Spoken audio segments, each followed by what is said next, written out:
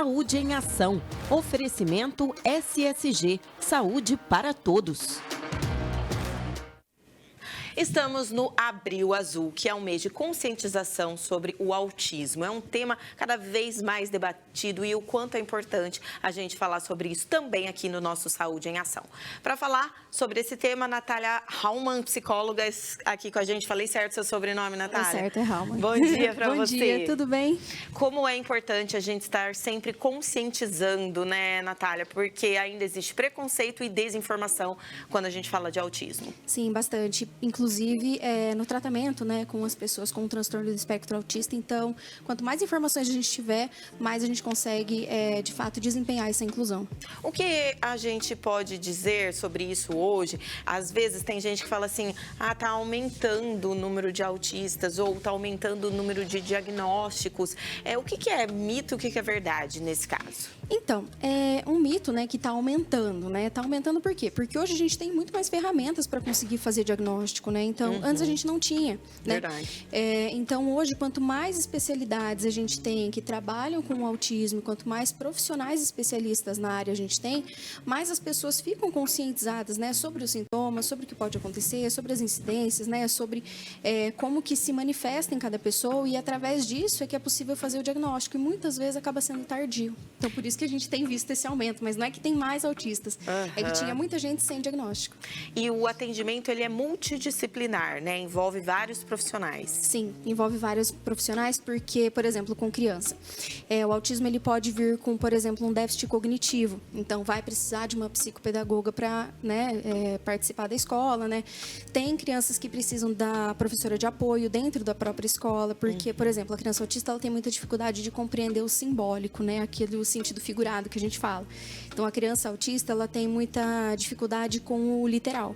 Ela tem facilidade com o literal, então ela entende muito o literal. Então, se a professora falou alguma coisa que é sentido figurado, alguma coisa, a criança já vai ter dificuldade de entender. Entendi. Então, a professora de apoio, ela vem nessa questão, né? Se também apresenta um déficit cognitivo, alguma coisa, a professora de apoio está ali.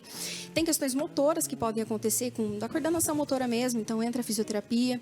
Tem a questão da seletividade alimentar, então entra a nutrição também, né? Então, por isso que a gente trabalha em conjunto, inclusive com a família. Cada autista é diferente, Natália? Ele se manifesta de maneira diferente? Quais são os tipos de espectro? É assim que a gente pode dizer? A gente coloca como gravidade, né? Muito entre aspas, assim, porque cada criança ou adolescente ou adulto manifesta de uma maneira, né?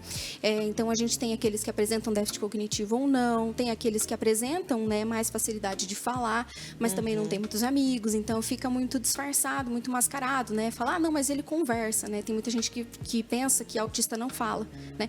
Mas o autista, ele fala, ele pode desenvolver, né? Tem muitos atores, até atrizes que a gente vê aí hoje que tem, né? Que são parte do espectro.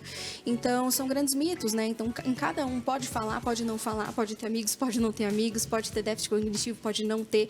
Em cada um vai ser manifestado de uma maneira, por isso que é muito importante a avaliação. E quem faz essa avaliação? Como é que funciona esse diagnóstico? Quando os pais devem desconfiar?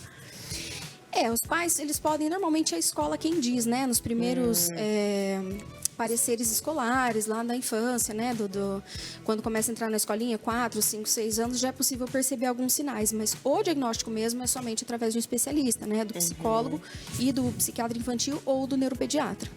Mas em conjunto com a gente, né, a psicologia, ela nunca fica excluída justamente porque a gente é que vai ter esse processo aí de 8 a 10, 12 sessões de avaliação, junto com a criança, observação da família, observação na escola, então a gente faz um serviço bem completo. E depois do diagnóstico, aquilo que você falou, desse trabalho multidisciplinar, em que a psicologia também ela é muito importante, né? Sim, principalmente na questão de desenvolvimento emocional, né?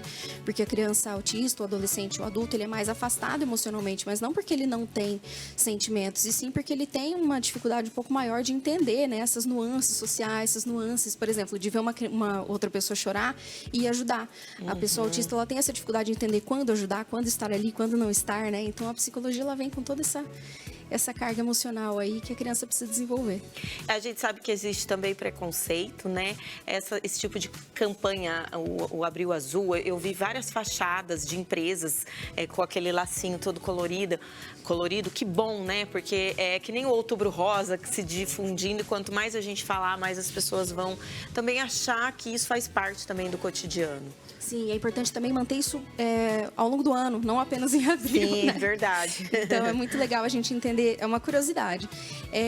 Você sabia que tem sessões de cinema adaptadas para crianças autistas que tem o volume reduzido, não tudo apagado, número de cadeiras reduzido também, e isso é um direito, né, que a pessoa autista conquistou. Então é uma coisa que poucas pessoas sabem, né, que existe esse suporte. Inclusive, daqui a pouquinho vamos falar mais do direito dos autistas, né, com a nossa advogada. Mas, assim, na parte da saúde ou dos desafios mesmo na vida do autista, o que ele enfrenta nesse dia a dia, Natália?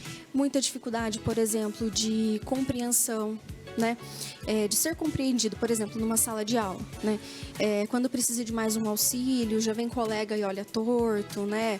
Ou quando está com o crachazinho do autismo, muitas mães passam por essa dificuldade, por exemplo, uma criança autista numa fila de uma loja, alguma coisa, que começa a chorar, que dá entra ali num estado de chorar, não consegue controlar e tudo, então isso é muito difícil, né? A pior parte, assim, para o autismo é a questão da socialização, que é muito difícil entrar num grupo, é muito difícil ser aceito num grupo. Então, esse é um dos trabalhos mais, assim, que a gente pega na hora do tratamento. Inclusive, a gente vê mães, né, relatando, parece que a criança está fazendo birra e tudo, e na E verdade... não é. E os pais, a família, o grupo de apoio, como é que a gente pode ajudar? Trazendo para o comum, trazendo para o normal. Né? Então, por exemplo, não olhando diferente aquela mãe na fila da loja quando a criança chora, né? Oferecendo ali que ajuda, se quer alguma coisa, precisa de alguma coisa.